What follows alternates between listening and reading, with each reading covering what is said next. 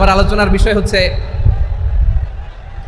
শান্তিপূর্ণ সহাবস্থান, সাম্প্রদায়িক সম্প্রীতি। আমরা দেখব ইসলাম আমাদেরকে কি কি দিক নির্দেশনা দেয়। শান্ত হইতে হবে, খরগোশের কানের মতো কান দুটো আমার দিকে করে রাখেন। আমি এখনো উঠে যাব, হাত নাড়ায় লাভ নেই, আমি উঠে যাব। তাকায় থাকো আর কান খাড়া, আওয়াজ হবে না। হ্যাঁ, মাশাআল্লাহ মাশাআল্লাহ, ঠিক আছে। আমরা দেখব যে রাসূল সাল্লাল্লাহু আলাইহি ওয়াসাল্লাম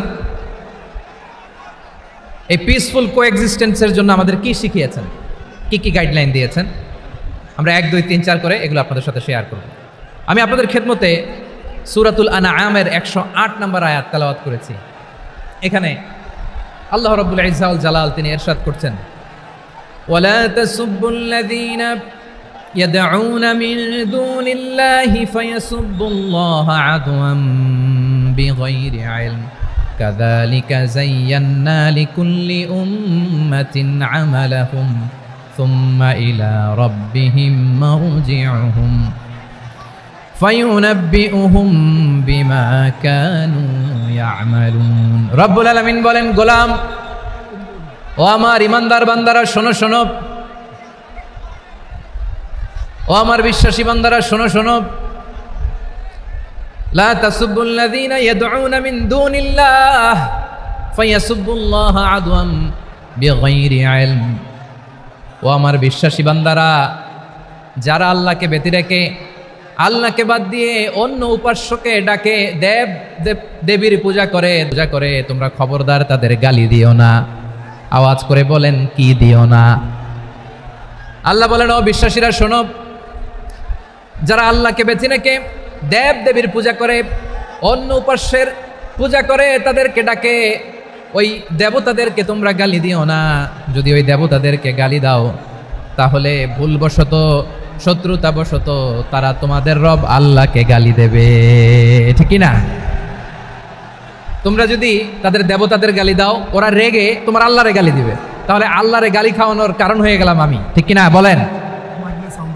তাহলে প্রিয় ভাইয়েরা, ইসলাম আমাদেরকে শিখায়, সূরাতুল আনআমের 108 নম্বর আয়াত থেকে আমরা বুঝলাম কোনো ধর্মকে ছোট করা যাবে না।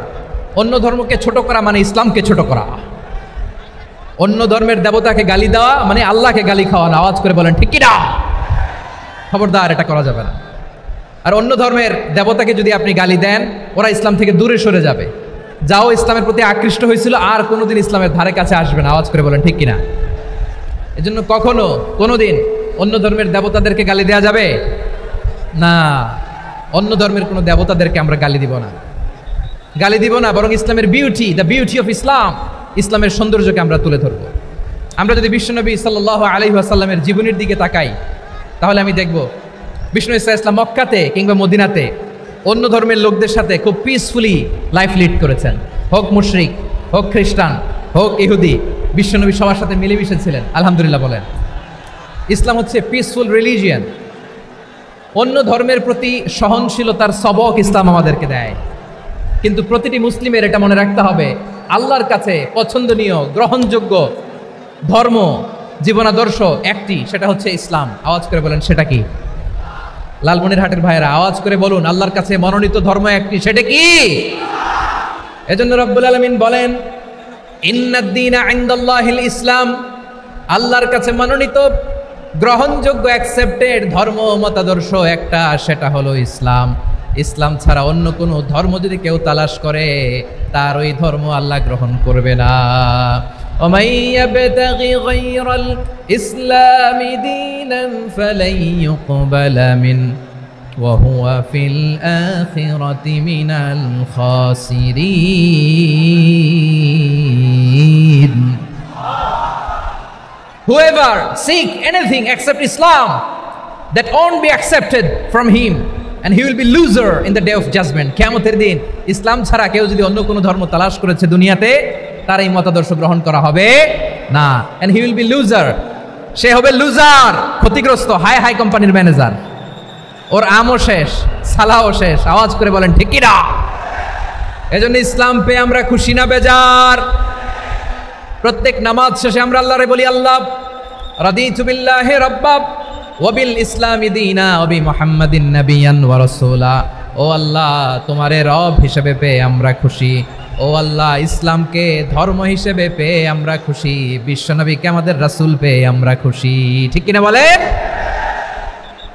ইসলাম ছাড়া অন্য কোনো ধর্ম আমরা গ্রহণ করব না। ঠিক কিনা বলেন? আল্লাহর কাছে অ্যাকসেপ্টেড রিলিজিয়ান একটা, সেটা ইসলাম। তো বিশ্বনবী সাল্লাল্লাহু আলাইহি ওয়াসাল্লাম মক্কাতে কিংবা মদিনাতে খুব পিসফুলি এক্সিস্ট করেছেন, যে কোনো ধর্মের সাথে মিলেমিশে চলেছেন। তার প্রমাণ আমরা যদি রাসূল সাল্লাল্লাহু আলাইহি ওয়াসাল্লামের বায়োগ্রাফির দিকে তাকাই, তাহলে দেখব তিনি মুশরিকদের সাথে পিস ট্রিটি করেছেন, শান্তি চুক্তি, পিস ট্রিটি, পিস এগ্রিমেন্ট। আপনারা হুদাইবিয়ার সন্ধির নাম শুনেছেন? আমার লালমনিরহাটের কলিজার টুকরা ভাইয়েরা, হুদাইবিয়ার সন্ধির নাম আপনারা শোনেন নাই? 6ষ্ঠ হিজরিতে বিষ্ণু ঈসা ইসলাম মুশরিকদের সাথে এই ট্রিটি করেছেন, চুক্তি। কাদের সাথে? মুশরিকদের সাথে। আমরা তো মুসলমান বসতে পারি না, আমরা দুই মুসলিম ভাই একসাথে বসে চা খেতে পারি না, গল্প করতে পারি না। বিষ্ণু ঈসা ইসলাম মুশরিকদের সাথে ট্রিটি করেছেন, হুদাইবিয়ার সন্ধি। এই সন্ধির আগে মক্কা থেকে কেউ মদিনায় যেতে পারে না, মদিনা থেকে কেউ মক্কায় যেতে পারে না। কিন্তু এই সন্ধির পরে ট্রাফিক স্বাভাবিক হয়ে গেল, মক্কার লোকেরা মদিনায় আসতে পারে, মদিনার লোকেরা মক্কায় আসতে পারে। এটাকে বলে সুলহে হুদাইবিয়া, the peace agreement of Hudaybiyyah, শান্তি চুক্তি।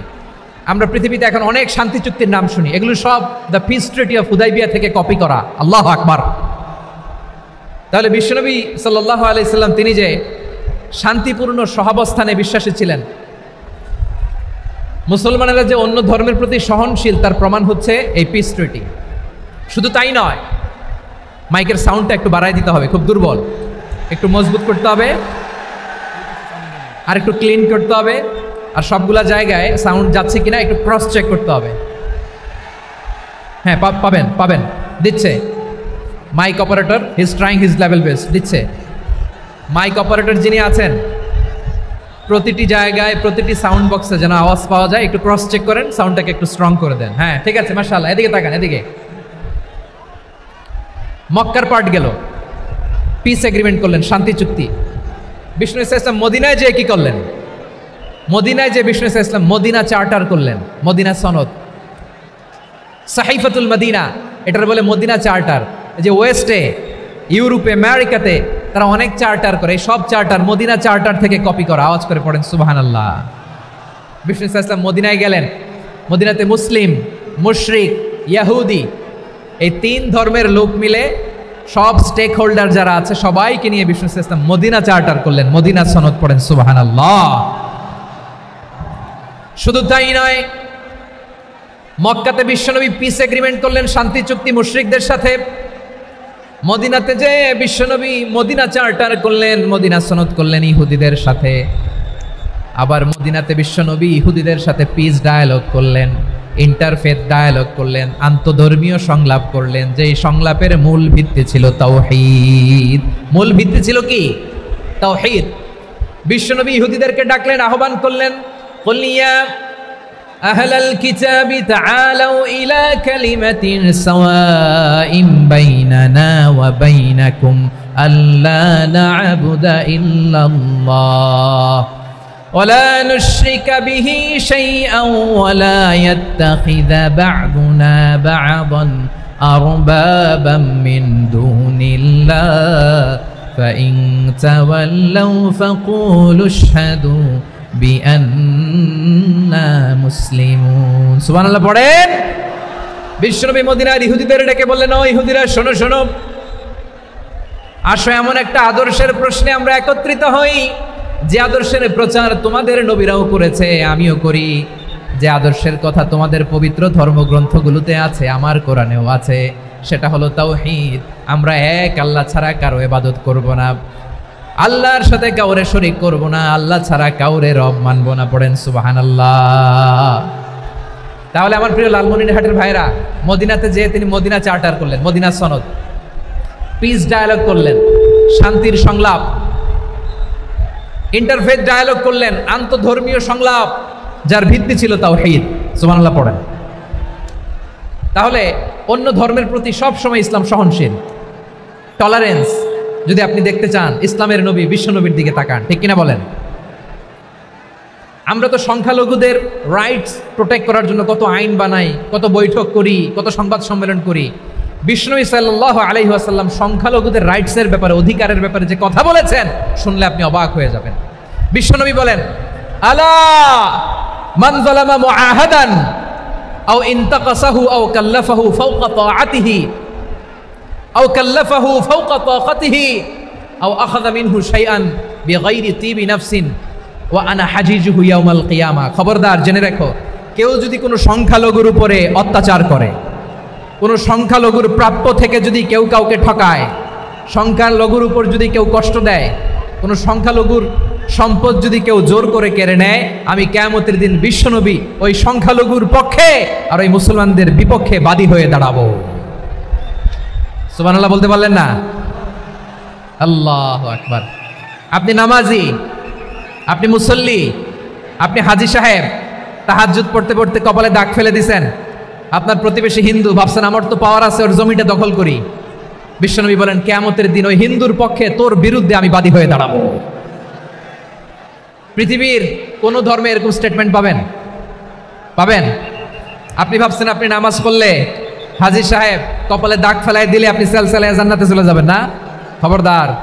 বিশ্বনবী বলেন, কোন সংখ্যালঘুর উপর যদি কেউ আক্রমণ করে, তার প্রাপ্য তাকে না দিয়ে যদি তাকে ঠকায়, তার উপর জুলুম করে, তার সম্পদ যদি কেড়ে নেয়, আমি নবী, তুমি মুসলিম হইতে পারো, মুসল্লি হইতে পারো, তার পক্ষে, তোমার বিপক্ষে আল্লাহর দরবারে বাদী হয়ে দাঁড়াবো। আচ্ছা লালমনিরহাটের ভাইরা, কথা বুঝতে পারলে আওয়াজ করে উত্তর দেন। বিশ্বনবী যদি কারো বিপক্ষে দাঁড়ায় কিয়ামতের দিন, আই রিপিট, আমি আবারও বলছি, বিশ্বনবী যদি কিয়ামতের দিন কারো বিপক্ষে দাঁড়ায়, ও তো সেলসেলায়া জান্নাতি,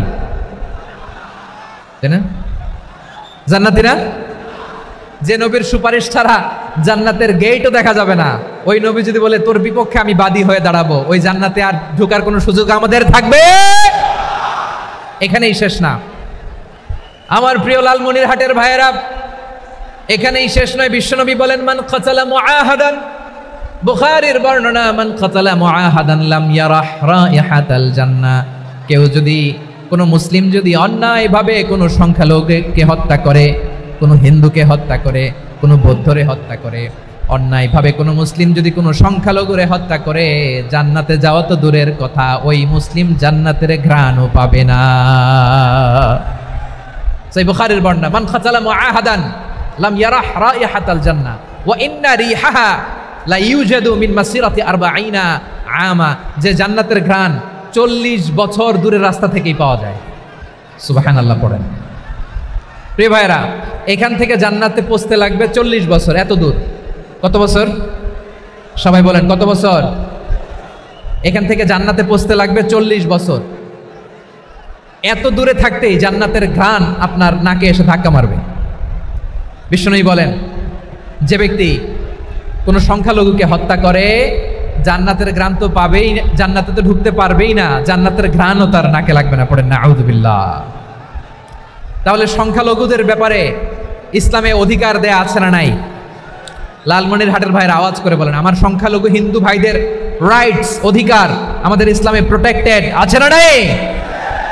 এখানেই শেষ না। বিষ্ণু ইসলাম আপনার অমুসলিম প্রতিবেশীর সাথে ভালো আচরণ করতে বলেছে। আমাদের হয় না, এটা মুসলিম পাড়া, ওটা বৌদ্ধ পাড়া, হয় না? অনেক সময় হয় না, এটা আমাদের মুসলিম পাড়া, ওইটা হিন্দু পাড়া, এরকম আছে না নাই? লালমনিরহাটে নাই না? আছে? হিন্দু যদি আপনার প্রতিবেশী হয়, কি করবেন? ওরে কষ্ট দিবেন নাকি? কেন, ও তো হিন্দু, ও তো আমার আল্লাহরে ডাকে না, ওরে কষ্ট দিলে যায় যাবে না? খবরদার। বিষ্ণু ইসলাম বলেন, মান কানা ইউমিনু বিল্লাহ ওয়াল ইয়াউমিল আখির ফালিউকরিম জারাহ। যে আল্লাহ বিশ্বাস করে আর আখিরাতে বিশ্বাস করে, সেজন্য প্রতিবেশীর সাথে ভালো আচরণ করে। সুবহানাল্লাহ। কলিজা জুড়ায় যায় না আমার নবীর কথাগুলো শুনলে? যে আল্লাহ বিশ্বাস করে, যে আখিরাতে বিশ্বাস করে, সেজন্য প্রতিবেশীর সাথে ভালো আচরণ করে। এখানে বলছে মুসলিম প্রতিবেশী, বলছে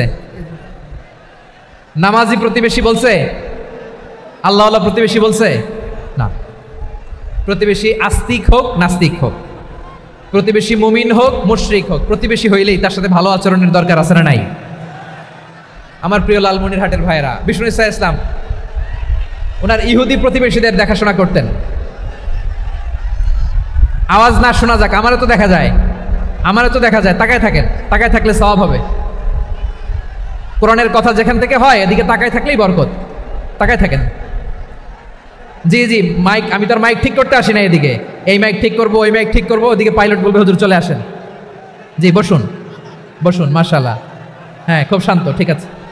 পুলিশ ভাইরা না খেয়ে দিনরাত আপনারা যাতে সুশৃঙ্খল একটা প্রোগ্রাম উপহার পান এটাই চেষ্টা করতেছে, আপনাদেরকে কষ্ট দিতে আসে নাই, একটু একটু সহযোগিতা করেন। জি মাশাআল্লাহ, হ্যাঁ ঠিক আছে।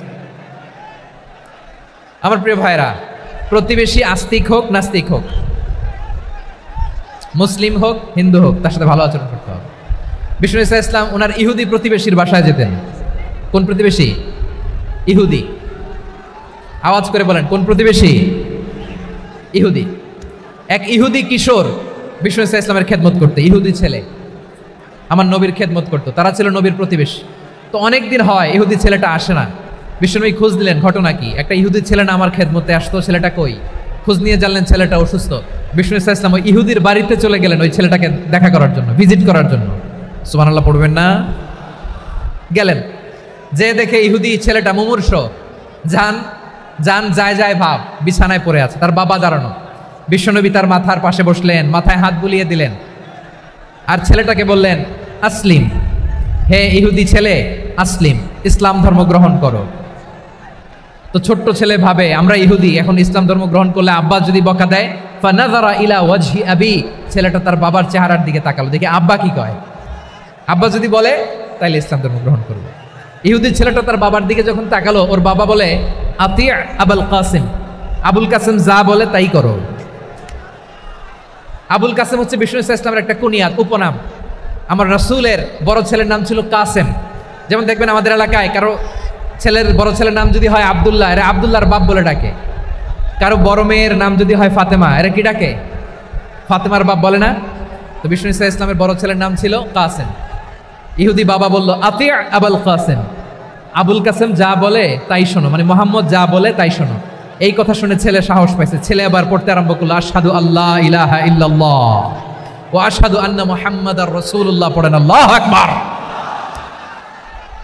বিশ্বনবীর আহ্বান শুনে ওই আহ্বানে সাড়া দিয়ে ইহুদি ছেলে শাহাদা পড়ে মুসলমান হয়ে গেল। তার হৃদয়টার ইমানের নূর দিয়ে আলোকিত করে দিল কে? প্রিয় ভাইরা, এবার রাসূল সাল্লাল্লাহু আলাইহি ওয়াসাল্লাম বের হয়ে আসলেন ঘর থেকে, আর বললেন আলহামদুলিল্লাহিল্লাযী আনকাযাহু মিনান নার, প্রশংসা সে আল্লাহর যে আল্লাহ জাহান্নামে চলে যাচ্ছিল প্রায় এমন একটা লোককে মুহূর্তের মধ্যে কালেমায়ে শাহাদাতের বদৌলতে জান্নাতি বানায় দিলেন। আওয়াজ করে পড়েন সুবহানাল্লাহ। এই হাদিস থেকে আমরা কি শিখলাম? What is the moral of the story?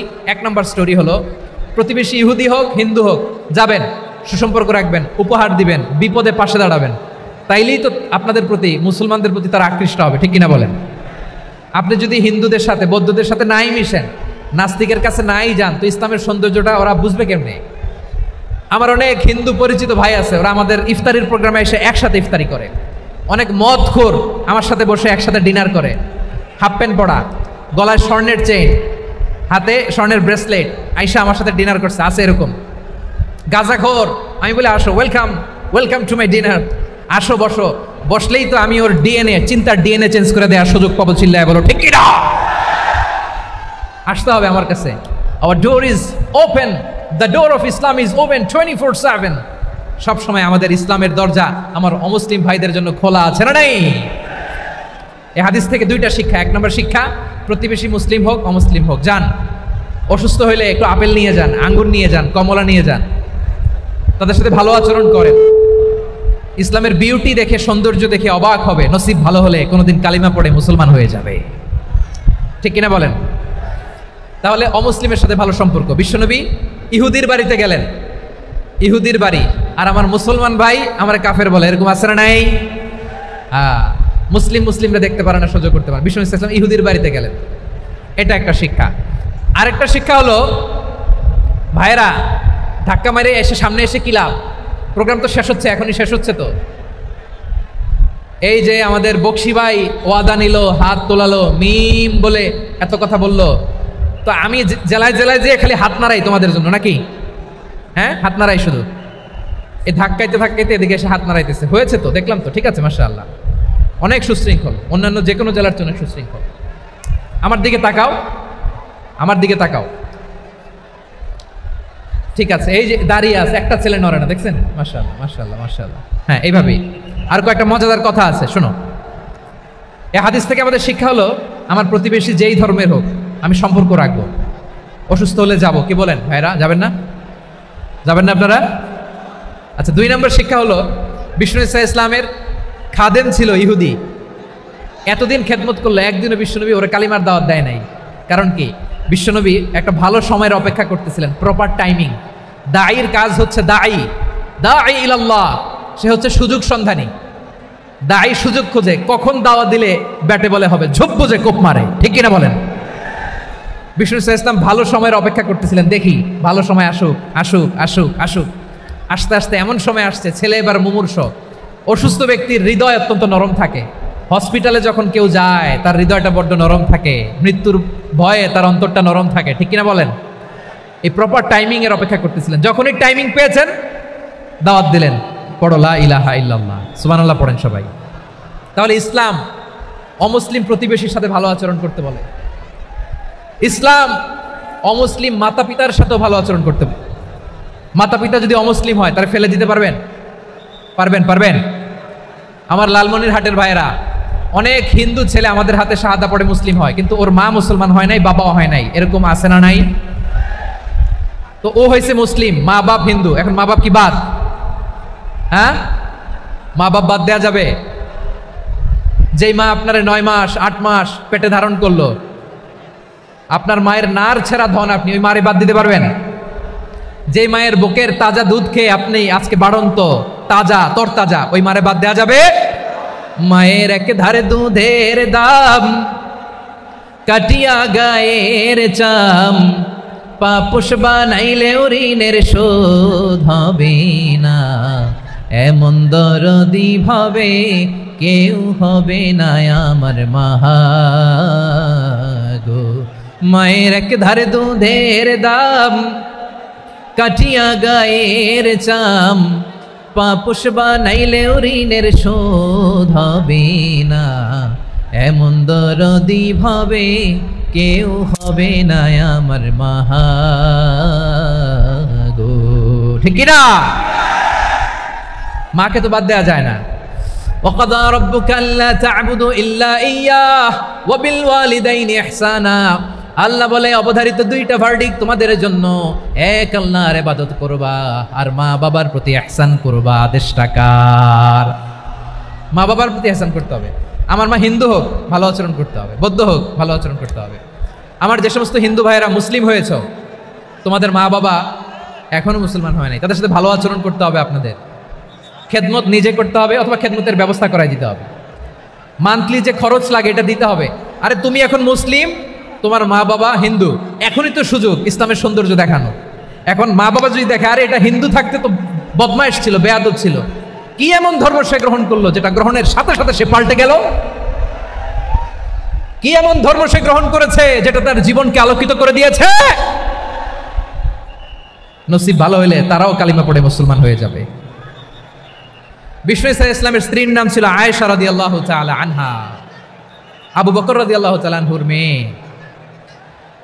Abu Bakr রাদিয়াল্লাহু তাআলা আনহুর আরেক মেয়ের নাম হচ্ছে আসমা। কি নাম? দুজনই আবু বকর রাদিয়াল্লাহু তাআলা আনহুর মেয়ে, আসমা আর আয়েশা। নাম দুইটা কেমন লাগে? আসমা নামটা কেমন লাগে?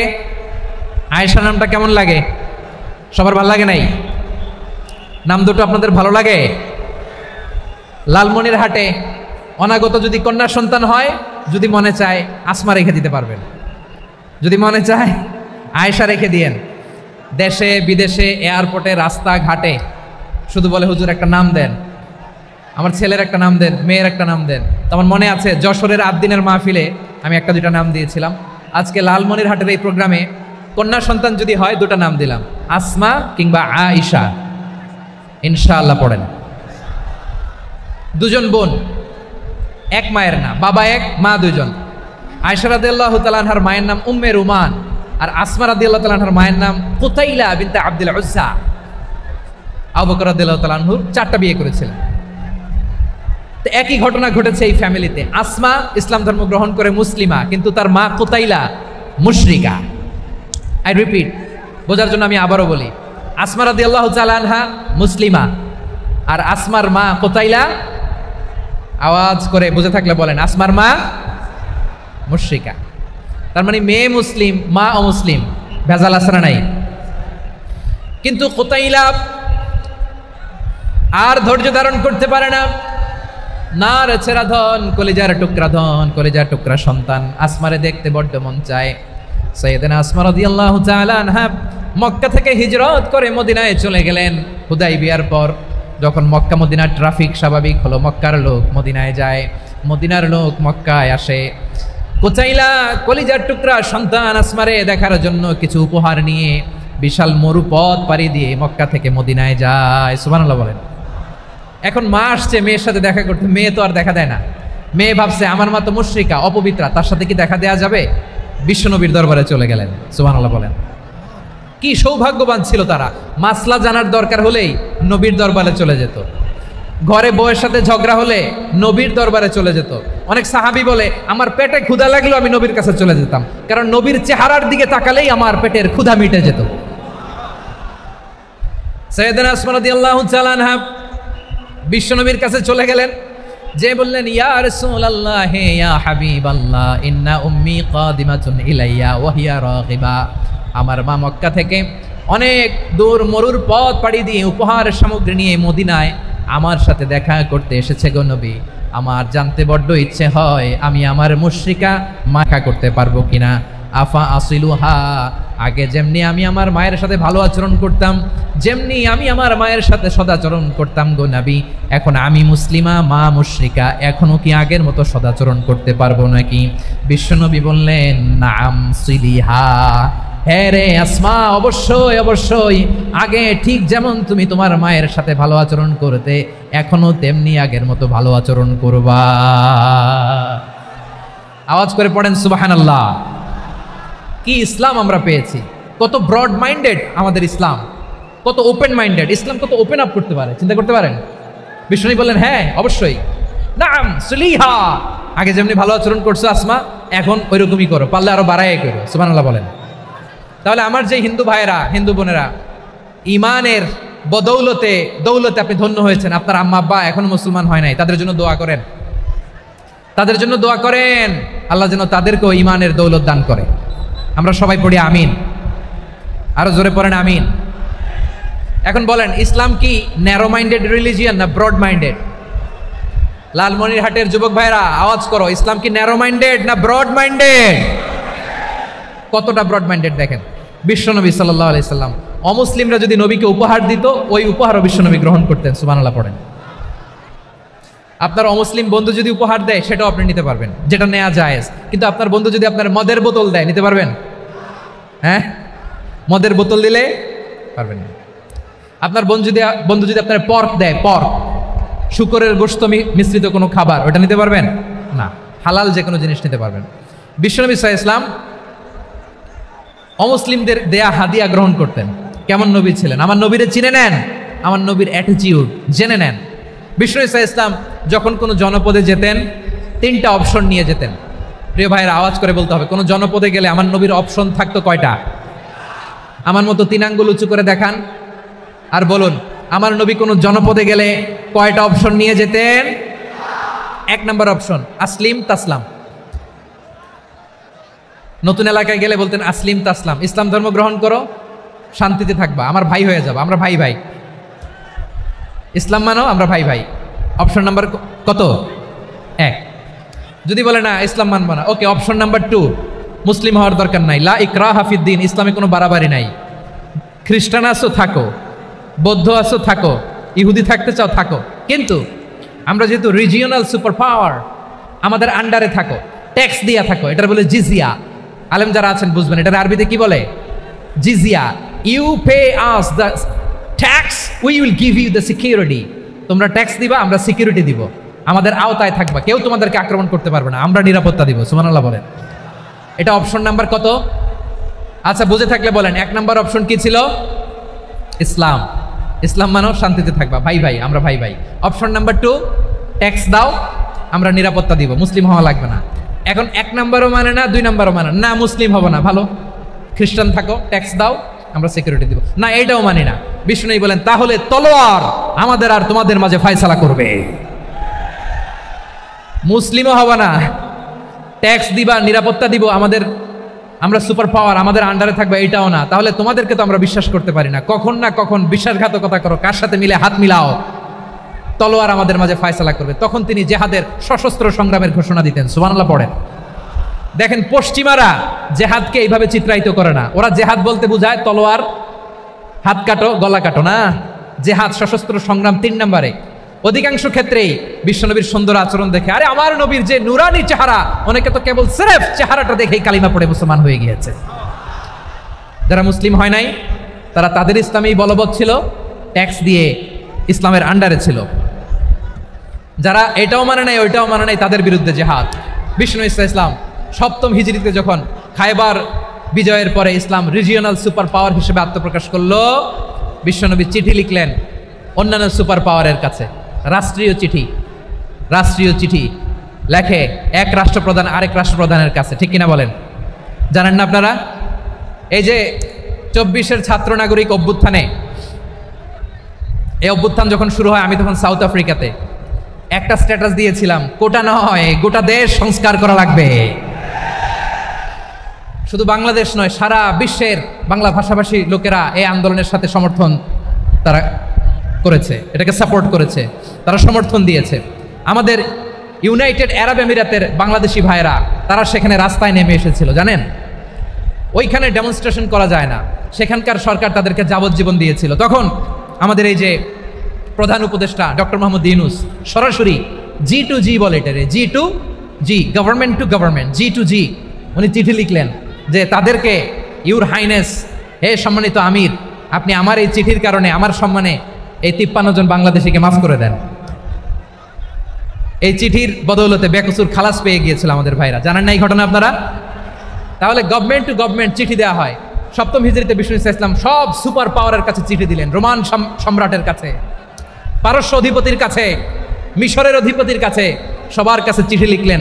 চিঠির ভাষা ছিল এরকম, মিন মুহাম্মাদিন রাসূলিল্লাহ ইলা মুকাওকিস আযীমিল কিবত, মুহাম্মদ রাসূলুল্লাহর পক্ষ থেকে মিশরের বাদশার কাছে, আসলিম তাসলাম, ইসলাম মানো শান্তিতে থাকবা, সালামুন আলা মান ইত্তাবা আল হুদা, শান্তি তার জন্য যে হেদায়েতের অনুসরণ করে। সুবহানাল্লাহ পড়েন। তো এই চিঠি অনেকে ভালোভাবে রিসিভ করেছে, অনেকে এই চিঠি পাওয়ার পরে নবীর কাছে আবার ইন রিটার্ন উপহার পাঠিয়েছে। কি পাঠিয়েছে? উপহার। মিশরের বাদশা মুকাওকিস তিনি বিশ্বনবীকে বিশাল এক উপহারের ডালি পাঠিয়েছেন। মিশরের বাদশা মুকাওকিস ছিলেন ধর্মে খ্রিস্টান। লালমনিরহাটের ভাইরা আওয়াজ করে বলেন, মিশরের বাদশা ধর্মে কি ছিল? খ্রিস্টান। কি উপহার দিয়েছিল আমার নবীকে? শুনতে মনে চায়? আওয়াজ নাই লালমনিরহাটের গলায়, শুনতে মনে যায়? 1000 স্বর্ণমুদ্রা, 1000 স্বর্ণমুদ্রা। 2টা খ্রিস্টান দাসী, একজনের নাম মারিয়া বিনতে শামাউন আল কিবতিয়া, আরেকজনের নাম সিরিন বিনতে শামাউন আল কিবতিয়া। একজন খ্রিস্টান দাস 20 থান কাপড় জামা বানানোর জন্য, আমরা নবী যেন সেলাই করে জামা বানাতে পারে এই জন্য 20 থান কাপড়, 20 থান ফাইন গার্মেন্ট। সুবহানাল্লাহ পড়বেন না? এরপরে একটা গাধা যেটার নাম ছিল উফাইর, আর একটা খচ্চর, এটার নাম ছিল দুলদুল। খচ্চর চিনেন? গাধা আর ঘোড়ার ক্রসিংয়ে যে প্রাণীটা দুনিয়াতে আসে ওটার খচ্চর বলে। তো এই যে সুপার পাওয়ার খ্রিস্টান বাদশার কাছে নবী চিঠি লিখলেন, ওই খ্রিস্টান বাদশা আমার নবীকে উপহার দিল। বিশ্বনবী এই উপহারগুলো সানন্দে গ্রহণ করেছে। সুবহানাল্লাহ পড়বেন না? তাহলে অমুসলিম কেউ যদি আপনাকে উপহার দেয়, হালাল উপহার হলে আপনি গ্রহণ করতে পারবেন। অনুরূপভাবে পারস্যের বাদশা রোম সম্রাট বিশ্বনবীকে উপহার পাঠিয়েছেন, আমার নবী সবগুলো উপহার গিফট গ্রহণ করেছেন। সুবহানাল্লাহ বলেন। তাহলে প্রিয় লালমনিরহাট আওয়াজ করে বলুন, ইসলাম কি ন্যারো মাইন্ডেড রিলিজিয়ন না ব্রড মাইন্ডেড? আম্মাজান আয়েশার কাছে মাসালা জানতে চায় মেয়েরা, হে আম্মাজান, অগ্নি উপাসকেরা তাদের ঈদের দিন নওরোজের সময় আমাদেরকে পাখি দেয়, নেওয়া যাবে? উনি বললেন, ওরা জবাই করে দিলে নেওয়া যাবে না, কিন্তু ওরা যদি ফলমূল এরকম খাবার দেয় এগুলো নেওয়া যাবে। তার মানে অমুসলিমদের দেয়া উপহার এটা গ্রহণ করা যায়। সুবহানাল্লাহ বলেন। শুধু তাই নয়, বিষ্ণু ঈসা ইসলাম অমুসলিমদের সাথে আর্থিক লেনদেনও করেছেন, ফিনান্সিয়াল ডিলিং করেছেন। অমুসলিমদের সাথে প্রয়োজনে আপনি ফিনান্সিয়াল ডিলিং করতে পারবেন। আমরা প্রায় দেখি বাজারের মিষ্টির দোকানগুলো আমার হিন্দু ভাইদের। লালমনিরহাটে মিষ্টির দোকান, দইয়ের দোকান কারা চালায়? হিন্দুরা চালায় না। তারপরে যে বারবার সব চুল কাটে যে নাপিত, অধিকাংশ নাপিতের দোকানে কারা? আমার হিন্দু ভাইরা। আপনি চুল কাটতে পারবেন কিনা বলেন? পারবেন। তার দোকান থেকে দই মিষ্টি কিনতে পারবেন কিনা? হ্যাঁ, আমার মুসলিম ভাইয়ের দোকান থাকলে ওইটার আমি বেশি প্রায়োরিটি দিব, ঠিক কিনা? কিন্তু যদি তাদের সার্ভিস নিতে চান, প্রোডাক্ট নিতে চান, পারবেন। তার দলিল সহিহ বুখারী, আম্মা জান আয়েশা রাদিয়াল্লাহু তাআলা আনহা বলেন, ইশতারা রাসূলুল্লাহ সাল্লাল্লাহু আলাইহি ওয়াসাল্লাম মিন ইয়াহুদিয়িন তুআমান ওয়া রাহানাহু দিরআহু মিন হাদিদ। রাসূল সাল্লাল্লাহু আলাইহি ওয়াসাল্লাম এক ইহুদির কাছ থেকে, কার কাছ থেকে? সবাই বলে নাই কার কাছ থেকে? আমার নবী, প্যারা নবী এক ইহুদির কাছ থেকে জব কিনেছিল, জব, বার্লি, যেটা দিয়ে রুটি বানায়। ওই জবের দাম দেওয়ার টাকা পয়সা নবীর কাছে ছিল না, ফলে নবী ওনার একটা পোশাককে মর্গেজ রেখেছিলেন, মর্গেজ, বন্ধক, যে এখন এটার দাম দিতে পারবো না, কয়েক কেজি বার্লি নিয়ে যাই আর বন্ধক হিসেবে আমার জামাটা রেখে গেলাম, যেই দিন দাম দিব ওই দিন জামাটা ছুটাই নিয়ে যাব। সুবহানাল্লাহ পড়বেন না? বাকিতে নিছিলেন, বাকিতে। দিরআহু মিন হাদিদ, লোহার তৈরি বর্ম, মানে যুদ্ধের পোশাক, লোহা দিয়ে বানানো। বিষ্ণুনবী বললেন, কয়েক কেজি জব দাও, টাকাটা পরে দিব, এখন টাকা নাই, বন্ধক হিসেবে, মর্গেজ হিসেবে আমার জামা রেখে গেলাম, যখন টাকা দিব জামা ছুটাই নিব। আওয়াজ করে বলতে হবে সুবহানাল্লাহ। এ থেকে বোঝা গেল অমুসলিমদের সাথে ফিনান্সিয়াল ডিলিং করা যায়, অর্থনৈতিক লেনদেন করা যায়, কেনাবেচা করা যায়, প্রোডাক্ট কেনা যায়। এমনকি আমাদের মসজিদে নববীতে বারান্দায় আপনার একটা অটোমেটিক ফ্লাইং আমব্রেলা দেখছেন? সূর্য যখন বাড়ে মসজিদে নববীর বারান্দায় ইয়ার্ডের মধ্যে অটোমেটিক্যালি কিছু আমব্রেলা আছে, শাঁ করে খুলে যায়, আর সূর্যের তাপ লাগে না। আবার সন্ধ্যাবেলায় এই আমব্রেলাগুলো ওরা ক্লোজ করে ফেলে, দেখেন নাই না? দেখছেন? এই মসজিদে নববীকে সর্বোচ্চ উন্নত মানের কনস্ট্রাকশন ইনফ্রাস্ট্রাকচারে ডেভেলপ করার জন্য কর্তৃপক্ষ কিছু অমুসলিম ইঞ্জিনিয়ারের, ডিজাইনারের সহায়তা নিয়েছিল। সুবহানাল্লাহ বলেন। কোন দলিলের ভিত্তিতে? এই দলিলের ভিত্তিতে যে বিষ্ণু ঈসা ইসলাম অমুসলিমদের সাথেও লেনদেন করেছেন। আওয়াজ করে বলতে হবে আল্লাহু আকবার। শুধু তাই নয়, ইন কেস অফ ইমার্জেন্সি, প্রয়োজনে ইসলামের খাতিরে, ইসলামকে সামনের দিকে এগিয়ে নিয়ে যাওয়ার জন্য অমুসলিমদের সাপোর্ট নেওয়া জায়েজ আছে। সুবহানাল্লাহ বলেন। অমুসলিমদের সাপোর্ট নেয়া, তাদের থেকে অর্থ নেয়া, পলিটিক্যাল সাপোর্ট, পলিটিক্যাল অ্যাসাইলাম নেওয়া জায়েজ আছে। আমাদের অনেক বিশ্ববরেণ্য দায়ীরা আমেরিকায় অস্থায়ীভাবে অ্যাসাইলাম নিয়ে থাকে, নিজের দেশে গেলে ফাঁসিতে ঝুলাই দিবে।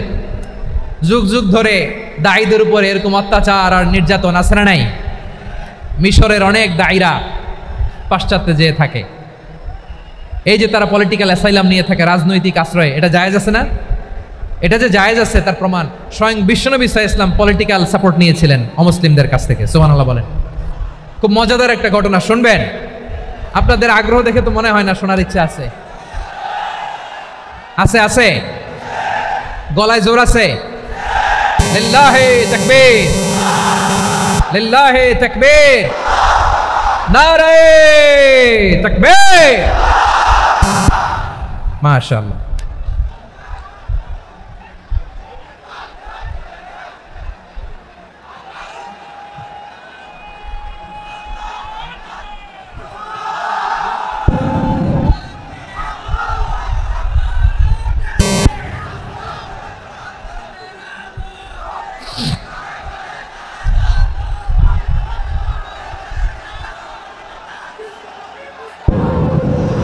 মাশাআল্লাহ, মাশাআল্লাহ। থামুন, থামুন আমার ভাইরা। বিশ্বনবীর বয়স তখন প্রায় 51 বছর। কত বছর? বিশ্বনবীর সবচেয়ে কাছের মানুষ খাদিজা রাদিয়াল্লাহু তাআলা আনহা ইন্তেকাল করেছেন। বিশ্বনবী বড্ড কষ্ট পেলেন, হৃদয়টা ভেঙে খান খান। যিনি ঘরের ভেতরে বিশ্বনবীকে সান্ত্বনা দিতেন, ভালোবাসা দিতেন, বাইরে গেলে কুরাইশরা বকাঝকা করে, অত্যাচার করে, কিন্তু আম্মাজান খাদিজা রাদিয়াল্লাহু তাআলা আনহা ঘরটারে এমন শান্তির নীর বানায় রেখেছেন, এই ঘরের ভিতরে ঢুকলে বিশ্বনবীর কলিজাটা ঠান্ডা হয়ে যেত। এজন্য রব্বুল আলামিন বলেন, খাদিজা, ও আমার বান্দি খাদিজা, জান্নাতে এমন স্পেশাল একটা ঘর আমি তোমার জন্য রেডি করে রেখেছি। ওই ঘরের মধ্যে কোনো আওয়াজ নাই, ওই ঘরের মধ্যে কোনো নয়েজ নাই, ওই ঘরে কোনো বিশৃঙ্খলা নাই। কারণ মক্কার জমিনে আমার নবী কুরাইশদের বিশৃঙ্খলা, নয়েজ আর ঝামেলাগুলোকে উপেক্ষা করে যখন তোমার ঘরের ভিতরে ঢুকতো, ঘরটারে তুমি শান্তির নীর, ঠান্ডা, নীরব, নিস্তব্ধ, নিঝুম আর শান্তির নীর বানিয়ে রেখেছো। এজন্য জান্নাতে স্পেশাল একটা শান্তির নীর আমি তোমারে উপহার দেব। ওই প্রিয়তমা স্ত্রী খাদিজা ইন্তেকাল করলেন, বিশ্বনবীর হৃদয় ভেঙে খান খান। আবার ওনার চাচা আবু তালেব ইন্তেকাল করলেন, যিনি পলিটিক্যাল শেল্টার দিতেন নবীকে। কে দিতেন? আবু তালেবের ভয়ে, বিশ্বনবীর এই চাচার ভয়ে কোনো মুশরিক নবীর গায়ে হাত দেওয়ার সাহস পায় নাই। এখন স্ত্রীও নাই, চাচাও নাই, নবীকে আশ্রয় দেওয়ার কেউ নাই। নবীর চারদিকে অন্ধকার, নবী এখন কই যাবেন? আমার পেয়ারা নবী নতুন স্টেশন খুঁজতেছেন, নতুন দাওয়াতি প্ল্যাটফর্ম খুঁজতেছেন। তিনি যায়েদ বিন হারেসা রাদিয়াল্লাহু তাআলা আনহুকে নিয়ে মক্কার পাশের একটা নেইবরিং সিটি তায়েফে চলে গেলেন। কোথায় চলে গেলেন? লালমনিরহাটের ভাইয়ের আওয়াজ করে বলেন, কোথায় গেলেন? তায়েফে চলে গেলেন দিনের দাওয়াত দেওয়ার জন্য। কি দেওয়ার জন্য? নাকি জমি কিনতে গেছিলেন? জমি কিনতে, দুনিয়ার যশ খ্যাতির জন্য, নিজের কোনো লাভের জন্য? তায়েফবাসীদেরকে জাহান্নামের আগুন থেকে বাঁচানোর জন্য। আওয়াজ করে বলতে হবে ঠিক কিনা? বিশ্বনবী বিশাল মরুপথ, পাহাড়ি পথ পাড়ি দিয়ে তায়েফের মরুজমিনে গেলেন কোরআনের দাওয়াত নিয়ে, ইমানের দাওয়াত নিয়ে। কিন্তু তায়েফের লোকেরা বিশ্বনবীর দাওয়াতকে শুধু প্রত্যাখ্যান করেই থামে নাই, তারা বিশ্বনবীর সাথে অত্যন্ত খারাপ আচরণ করেছে। বিশ্বনবীকে শারীরিকভাবে হেনস্থা করেছে, আমার নবীকে শারীরিকভাবে অত্যাচার করেছে, আমার পেয়ারা নবীর গায়ে পাথর মেরেছে, বিশ্বনবীর গা বেয়ে ঝরঝর করে রক্ত ঝরেছে, নবী জামিনের মধ্যে লুটিয়ে পড়েছেন, আবার মেরেছে, আবার নবী হাঁটতে শুরু করলেন, পেছন থেকে আবার মেরেছে, আবার নবী রক্তাক্ত হয়ে জামিনের মধ্যে লুটিয়ে পড়লেন, আবার মেরেছে। বিশ্বনবীর মতো এত সুশ্রী মানব, বিশ্বনবীর মতো এত শুভ্র মানব, বিশ্বনবীর মতো এমন চমৎকার দেহাবয়ব দিয়ে রব্বুল আলামিন কাউকে বানান নাই। এরকম চমৎকার মানুষটাকে তারা তায়েফের ওই জমিনে রক্তাক্ত করেছে। বিশ্বনবী দুনিয়ার কোনো স্বার্থের জন্য সেখানে যান নাই, নিজের কোনো লাভের জন্য, প্রাপ্তির জন্য যান নাই, তায়েফবাসীদের জাহান্নামের আগুন থেকে বাঁচাতে গিয়েছেন। ঠিক কিনা বলেন? খেয়ে না খেয়ে দিনী প্রচারের কাজে নিজেকে দিয়েছ বিলিয়ে, তায়েফের কাফিরেরা চিনল না সে আলো, দুষ্ট ছেলেদের পিছু দিল লেলিয়ে, পাথরের আঘাতে ক্ষত বিক্ষত হয়ে সারা শরীর থেকে রক্ত ঝরে। হে রাসূল তোমাকে ভুলি আমি কেমন করে, হে রাসূল তোমাকে ভুলি আমি কেমন করে। পারেন না আপনারা? ধরুন আমার সাথে। হাজার ব্যথা বেদনার পরে ফিরে আসনি তুমি আপন ঘরে, দিনের আলো তুমি ছড়িয়ে দিতে চলে গেলে মদিনায় মক্কা ছেড়ে। হে রাসূল তোমাকে ভুলি আমি কেমন করে, হে রাসূল তোমাকে ভুলি আমি কেমন করে। ঠিক কিনা বলেন?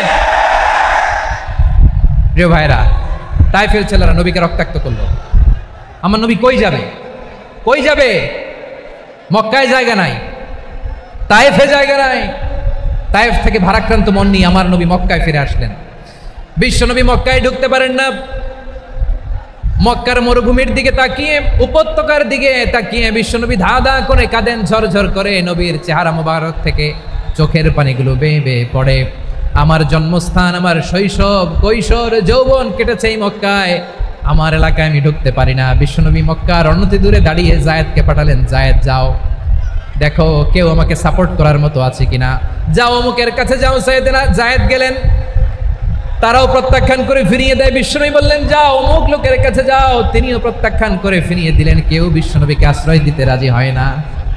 নিজ জন্মভূমিতে বিতাড়িত বিশ্বনবী, সর্বশেষ বিশ্বনবী বললেন যাও মুতঈম ইবনে আদির ঘরে যাও। মুতঈম ইবনে আদি মুশরিক, তার কাছে যাও। গেলেন, মুতঈম ইবনে আদি রাজি হয়ে গেল। সুবহানাল্লাহ বলেন। দেখেন অনেক বিপদের সময়ও আমি নিজে সাক্ষী, সামাজিকভাবে রাজনৈতিকভাবে কত ঝঞ্ঝা, কত ষড়যন্ত্র, কত কনস্পাইরেসি পাড়ি দিয়ে আমাদেরকে সামনে এগিয়ে যেতে হয়। এই শত্রুদের ভেতরেও একজনকে দাঁড় করিয়ে দেয় যে আল্লাহর কোরআনের জন্য রেডি হয়ে যায়। করেন সুবহানাল্লাহ। মুতঈম ইবনে আদি, আল্লাহ তার মনকে নরম করে দিলেন। মুতঈম বলে মুহাম্মদ আমি তোমাকে আশ্রয় দিব। তার দুই ছেলেকে পাঠালেন, যাও খোলা তলোয়ার নিয়ে স্কট দিয়ে গার্ড অফ অনার দিয়ে মোহাম্মদকে মক্কায় ঢুকাও আর বলো আমি আমান দেব। আমান কি দিব? আমান মানে সিকিউরিটি, নিরাপত্তা। সিকিউরিটি ছাড়া, আমান দেওয়া ছাড়া কেউ থাকতে পারতো না মক্কায়। দুই ছেলে বিষ্ণু ঈসা ইসলামকে নিয়ে আসলো। নবী কাবার চারদিকে তাওয়াফ করলেন, নামাজ পড়লেন। আবু জাহেল, উতবা, শাইবা, ওয়ালিদ ইবনে মুগীরা সবাই দেখে, কেউ কিছু করতে পারে না। কারণ মুতঈম ইবনে আদি ঘোষণা দিয়েছেন আমি মুহাম্মদকে আমান দিয়েছি, মুহাম্মদের গায়ে যেন কেউ স্পর্শ না করে। আওয়াজ করে পড়েন সুবহানাল্লাহ। নবীর এই বিপদকালে মুহূর্তে মুতঈমের হৃদয়টারে নরম করে দিল কে? আচ্ছা লালমনির হাটের ভাইরা বলেন, এই মুতঈম কি মুসলিম ছিল না মুশরিক? সবাই বলতে হবে মুসলিম না মুশরিক? তাহলে মুশরিকের কাছ থেকে নবী পলিটিক্যাল অ্যাসাইলাম, আধুনিক রাষ্ট্রবিজ্ঞানের ভাষায় পলিটিক্যাল অ্যাসাইলাম, যেটাকে বলে রাজনৈতিক আশ্রয়, উনার আমান বা নিরাপত্তার এই ঘোষণায় তিনি মক্কায় ঢুকলেন। যতদিন নিরাপত্তা ছিলেন। মুতঈম যখন মারা গেল, বিষ্ণু ঈসা ইসলাম হিজরত করে মদিনায় চলে গেলেন। সুবহানাল্লাহ। কিন্তু মুতঈম যে বিশ্বনবীর উপকার করছে এটা বিশ্বনবী ভুলে নাই। আমাদের অনেকে আছে উপকার করার পরে আর খেয়াল থাকে না, খাওয়ার পরে গলা দিয়ে নামলে আর খেয়াল থাকে না, এরকম আছে না নাই? আমার নবী ভুলে নাই। বদরের প্রান্তরে 70 জন কাফেরকে যখন বন্দী করে বিশ্বনবীর সামনে হাঁটু গেড়ে দাঁড় করানো হলো, বসানো হলো, 70 জন কাফের। কয়জন? বিশ্বনবী তাদের দিকে তাকিয়ে বললেন, সহিহ বুখারীর বর্ণনা, লাউ কানাল মুতঈম ইবনে আদি হাইয়ান সুম্মা কাল্লামানি হাউলাইন নাতনা লা তারাকতুহুম লাহু। বদরের প্রান্তরে 70 জন বন্দী কাফিরের দিকে তাকিয়ে আমার নবী বললেন, আজকে মুতঈম ইবনে আদি যদি বেঁচে থাকতো আর তোমাদের 70 জনের ব্যাপারে যদি মুতঈম এক বাক্যে একটা সুপারিশ করতো, তার সম্মানে আজকে তোদের সবাইকে আমি মাফ করে দিতাম। সুবহানাল্লাহ। নাই ওই যে চিল্লাচিল্লি যে কথা বোঝে নাই, কোন জিনিস মিস করছে ওরা নিজেরাও বোঝে নাই। বিশ্বনবী মুতঈমের এই সাহায্যের কথা বলে নাই। 70 জন মুশরিক হাঁটু গেড়ে বসা, নবী চাইলে এখনই এক্সিকিউশন অর্ডার দিতে পারে। তিনি বললেন, আজকে যদি মুতঈম বেঁচে থাকতো আর মুতঈম যদি তোদের জন্য সুপারিশ করতে, এই আবর্জনাগুলোর ব্যাপারে সুপারিশ করতে, আমি মুহূর্তেই তোদেরকে এমনি মাফ করে দিতাম। এবার বলেন, ইসলাম কি ন্যারো মাইন্ডেড না ব্রড মাইন্ডেড? শুধু তাই নয়, যাকে যে সম্মান দেয়ার আমার নবী দিতেন, হোক আস্তিক হোক নাস্তিক, হোক মুসলিম হোক অমুসলিম। বিষ্ণু ঈসা ইসলাম যখন রোমান সম্রাটের কাছে চিঠি লিখেছেন, আমার প্রিয় লালমনির হাটের ভাইরা, অল্প কয়েক মিনিট কয়েকটা জরুরি কথা বলবো। এদিকে তাকান, এদিকে তাকান। রোমান সম্রাটের কাছে বিশ্বনবী যখন চিঠি লিখলেন মিন মুহাম্মদ রাসূলিল্লাহ ইলা হিরাকলা আযীমির রোম। মুহাম্মদের পক্ষ থেকে হিরাক্লিয়াসের কাছে, যিনি হচ্ছেন আযীমির রোম। এটা নবী নিজ থেকে বানায় লিখছেন, অতিরিক্ত সম্মান দিয়ে। কোন রাষ্ট্রপ্রধান যখন আসে তাদেরকে আমরা কি বলি জানেন? তার নামের শেষে HE এটা লিখতে হয়, H.E. মানে হিজ এক্সেলেন্সি। কি লেখে? হিজ এক্সেলেন্টি, অথবা ইউর হাইনেস, ইউর ম্যাজেস্টি। দেখেন, বিশ্বনবী সাল্লাল্লাহু আলাইহি ওয়াসাল্লাম সব নবীদেরও নবী। তিনি একজন মুশরিক খ্রিস্টান সম্রাট রোমান সম্রাটের কাছে চিঠি লিখতে যায়, লিখতেছে ইলা হিরাকলা আযীমির রোম। হিরাক্লিয়াসের কাছে আমার চিঠি, যিনি রোমের আযীম, হিজ হাইনেস, মানে রোমের অনেক সম্মানিত এক বাহাদুর। আওয়াজ করে বলেন সুবহানাল্লাহ। তার মানে যাকে যে সম্মান দেয়ার এটা বিশ্বনবী দিতেন। এমনকি যেই ইহুদিরা ভালো ছিল, এই ইহুদিদেরও প্রশংসা করেছেন বিশ্বনবী মুহাম্মদুর রাসূলুল্লাহ সাল্লাল্লাহু আলাইহি ওয়াসাল্লাম। এক ইহুদির প্রশংসা করেছেন বিশ্বনবী। ইহুদির কার? আমি তো আমার ভাইয়ের প্রশংসা করি না, আমি তো এক আলেম আরেক আলেমরে স্পেস দেই না, আমি তো এক দায়ী আরেক দায়ীর সাথে বসতে চাই না। আমার নবী ইহুদির প্রশংসা করে। কার প্রশংসা? ওই ইহুদির নাম ছিল মুখাইরিক। সিরাত গ্রন্থ ঘাটলে পাবেন। তিনি বলেছেন মুখাইরিক খাইরু ইয়াহুদ, Mukhayriq is the best of the Jews. জুইশদের মধ্যে সে সবচেয়ে ভালো। কেন প্রশংসা করলেন তার? এর কারণ মদিনা চার্টারে কথা ছিল সব ধর্মের মুসলিম মুশরিক ইহুদিরা মিলে মদিনাকে রক্ষা করবে। কিন্তু 3য় হিজরিতে যখন উহুদের যুদ্ধ শুরু হলো, সবার কথা ছিল যেই আক্রমণ করে আমরা মদিনাকে বাঁচাবো। কোন শহরকে বাঁচাবো? মদিনাকে। কিন্তু কুরাইশরা যখন অ্যাটাক করলো, ইহুদিরা আর আসে না, ইহুদিরা আর বেরোয় না। বিষ্ণু বললেন, ওহে ইহুদিরা, তোমরা না চুক্তি করলে আমার সাথে যে মদিনা বাঁচাতে সবাই ঝাঁপিয়ে পড়বো, আসো। একটা ইহুদিও বেরোয় না, কেউ আসে নাই সেদিন, একজন ছাড়া। তার নাম মুখাইরেক। তার নাম কি?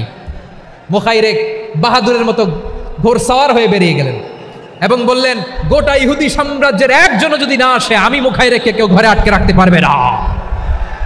বেরিয়ে আসলেন, এসে বললেন আমি মুহাম্মদের পক্ষে যুদ্ধ করব, আমি মারা গেলে আমার সম্পদ আমার উত্তরাধিকারীরা পাবে না, আমার সম্পদ তোমরা মুহাম্মদকে দিয়ে দিবা। সুবহানাল্লাহ বলেন। উহুদের ময়দানে 70 জন মুসলমান শহীদ হলো, এই ইহুদি সেও মুসলমানের পক্ষে যুদ্ধ করে নিহত হলো। সুবহানাল্লাহ বলেন। মুসলিমদের লাশ যখন নিয়ে আসা হলো, এই মুখাইরিকের লাশও নিয়ে আসা হলো। মুসলিমদের লাশের পাশে মুখাইরিকের লাশ দেখে বিশ্বনবী মুখাইরিকের প্রতি অনেক খুশি হলেন। আর বিশ্বনবী খুশি হয়ে বললেন মুখাইরিক খৈরু ইয়াহুদ, মুখাইরিক যদিও তুমি ইহুদি তারপরে তুমি সব ইহুদিদের মধ্যে সেরা ইহুদি। পড়েন সুবহানাল্লাহ। আমার নবী ইহুদিকেও সম্মান দিতে কার্পণ্য করে নাই, আওয়াজ করে বলেন আল্লাহু আকবার। প্রিয় ভাইরা, এবার সর্বশেষ আওয়াজ করে বলেন ইসলাম কি ন্যারো মাইন্ডেড নাকি ব্রড মাইন্ডেড? সবাই বলেন ন্যারো মাইন্ডেড না ব্রড মাইন্ডেড? এজন্য অমুসলিম হইলেই তারা আমাদের শত্রু নয়। শত্রু কারা? এই লালমনিরহাটের ভাইরা শোনেন, শত্রু কারা? যে সমস্ত অমুসলিম আমাদেরকে নিশ্চিহ্ন করে দিতে চায়, যে সমস্ত অমুসলিম আমাদের ভূখণ্ড থেকে আমাদেরকে তাড়িয়ে দিতে চায়, যে সমস্ত অমুসলিম আমার ধর্ম নিয়ে তুচ্ছতাচ্ছিল্য করে চিল্লায় বলেন ঠিক কিনা, তারা আমাদের শত্রু। সাধারণ অমুসলিমরা আমার শত্রু নয়। এই যে হিন্দুরা থাকে এরা আমার ভাই, বৌদ্ধরা আমার ভাই, খ্রিস্টানরা আমার ভাই, ইহুদিরা আমার ভাই। তারা দিনই ভাই নয়, তারা মায়ের পেটের ভাই নয়, তারা মানবিক দিক থেকে ভাই। ও মানুষ, আমিও মানুষ। ইসলাম মানুষকে সম্মান করে, চিল্লায় বলো ঠিক কিনা। যারা আমাদের অস্তিত্বকে নিশ্চিহ্ন করতে চায়, যারা আমাদের ভূখণ্ডকে দখল করতে চায়, যারা আমাদেরকে নিয়ে মকারি করে, ফান করে, টিটকারি করে, আমার ধর্ম নিয়ে খেলা করে, তাচ্ছিল্য করে, ওদের বিরুদ্ধে আমাদের জিহাদ। সাধারণ মুসলিম আমাদের শত্রু নয়। যারাই আমাদের ইসলামকে নিশ্চিহ্ন করতে চায় তাদের বিরুদ্ধে আমাদের সংগ্রাম। আওয়াজ করে বলতে হবে ঠিক কিনা। ওই সমস্ত দুর্বৃত্তদের সাথে আমাদের কোনো সম্পর্ক নাই। আমরা যদি ঐক্যবদ্ধ থাকতে পারি ওই দুর্বৃত্তরা চান্স পাবে না। আমরা ঐক্যবদ্ধ থাকতে রাজি আছি। লালমনিরহাটের ভাইরা, আমরা ঐক্যবদ্ধ থাকলে ওই দুর্বৃত্তদের কালো হাত ভেঙে দিতে আমাদের সময় লাগবে না। তাদের কালো হাত ভেঙে দিতে রাজি আছে মুসলমান? কারা কারা রাজি? দু হাত তুলে দেখাও।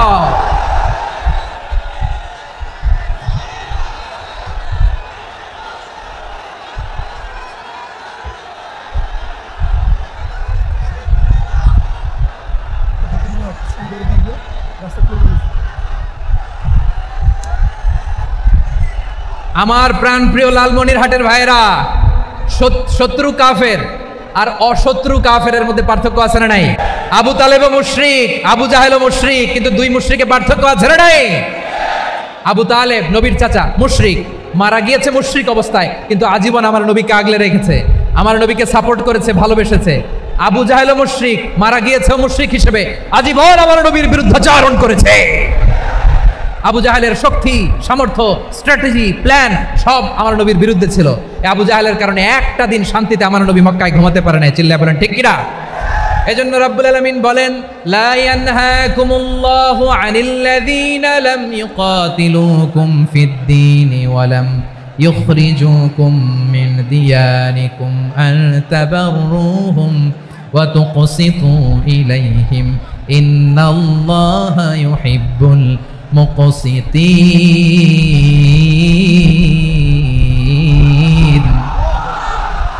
আল্লাহ বলে গোলামেরা শোনো শোনো, যে সমস্ত অমুসলিম তোমাদের সাথে ধর্মযুদ্ধে লিপ্ত হয় না, তোমাদের বিরুদ্ধে যে সমস্ত অমুসলিম অস্ত্র ধরে না, যে সমস্ত অমুসলিম তোমাদেরকে তোমাদের জন্মস্থান থেকে ভূখণ্ড থেকে তাড়িয়ে দেয় না, তাদের সাথে ভালো আচরণ করতে আমি আল্লাহ নিষেধ করি নাই।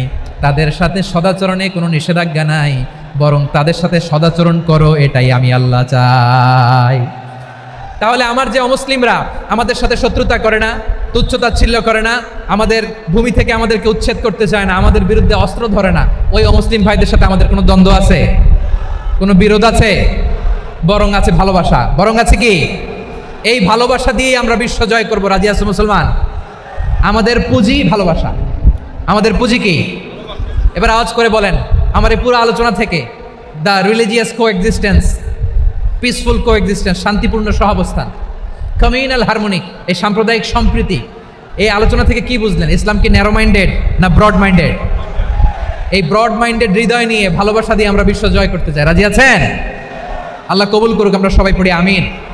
লালমনিরহাটের জেলা স্টেডিয়ামে আমার প্রিয় মায়েরা বোনেরা, আপনাদের জন্য একটা হাদিস বলে শেষ করব। বিশ্বনবী বলেন, আমার মায়েরা খেয়াল করে শুনুন, বিশ্বনবী আপনাদের উদ্দেশ্য করে বলেন, আল মারআতু ইযা সাল্লাত খামসাহা ওয়া সামাত শাহরাহা হাফিজাত ফুরুজাহা আতাআত বা'লাহা ফালতাদখুল মিন আইয়ি আবওয়াবিল জান্নাতি শাআত।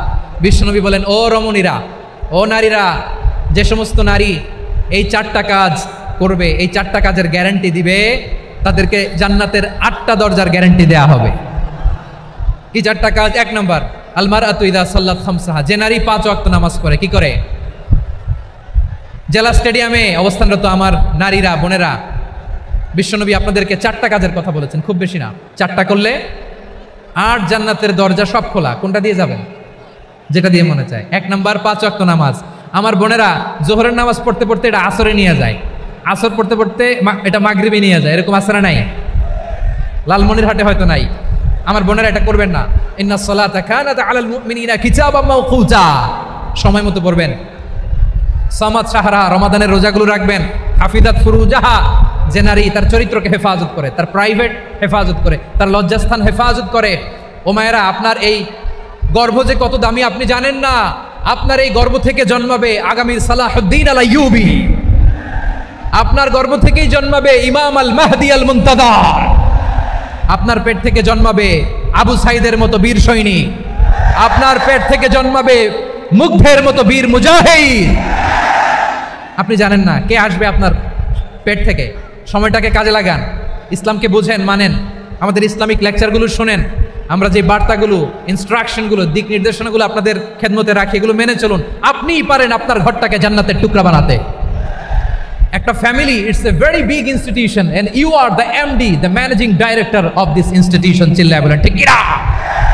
চাইলেই পারেন ঘরটারে জান্নাতের টুকরা বানাতে। 5 ওয়াক্ত সালাত, রমাদানের রোজা, নিজের চরিত্রের হেফাজত, ওয়া আতাআত বা'লাহা, স্বামীর আনুগত্য। এটাতে অনেকে ভুল করে থাকে। হায় রে আমার বোনেরা, স্বামীর আনুগত্যকে এটা নিজের অপমান মনে করবেন না। আপনার স্বামী আপনার সবচেয়ে বড় গার্ডিয়ান, তিনি আপনার সবচেয়ে ভালো চায়। নারী কখনো গার্ডিয়ানশিপের বাইরে থাকতে পারে না। হয় আপনি বাবার গার্ডিয়ানশিপের ভেতরে, বাপ না থাকলে ভাই আপনার গার্ডিয়ান, ভাই না থাকলে চাচা গার্ডিয়ান, বিয়ের পরে আপনার স্বামী আপনার গার্ডিয়ান। শরিয়া সম্মত স্বামীর আদেশগুলো আপনি মেনে চলবেন, কিন্তু শরিয়া বিরুদ্ধ কোনো আদেশ মানতে আপনি বাধ্য নয়। আওয়াজ করে বলুন সবাই ঠিক কিনা? এই 4টা কাজ যদি কোনো নারী করে, বিশ্বনবী বলেন জান্নাতের 8টা দরজা খোলা। তোমার যেটা দিয়ে মনে চায় সেটা দিয়ে জান্নাতে তুমি এন্ট্রি নিতে পারবা। আমরা এখানে লালমনিরহাটের সোহরাওয়ার্দী ময়দানে আজকে যেমন একত্রিত হতে পারলাম, আল্লাহর জান্নাতেও যেন একত্রিত হতে পারে। আল্লাহ তুমি তৌফিক দান করো। আল্লাহ আমার এই কলিজার টুকরা যুবক ভাইদেরকে তুমি উমরে ফারুকের মতো কবুল করো। জেলা স্টেডিয়ামে অবস্থানরত আমার মা বোনদেরকে তুমি ফাতেমার মতো, খাদিজার মতো কবুল করো। আমাদের কলিজার টুকরা সন্তানদেরকে তুমি সালাউদ্দিন আল আইয়ুবীর মতো কবুল করো। এই যে ইসলামিক সোসাইটি লালমনিরহাটকে আল্লাহ তুমি কবুল করো। আল্লাহ যে কথাগুলো বললাম এগুলো প্রথমে আমাকে, আমার সব ভাইদেরকে আমল করার তৌফিক দান করো।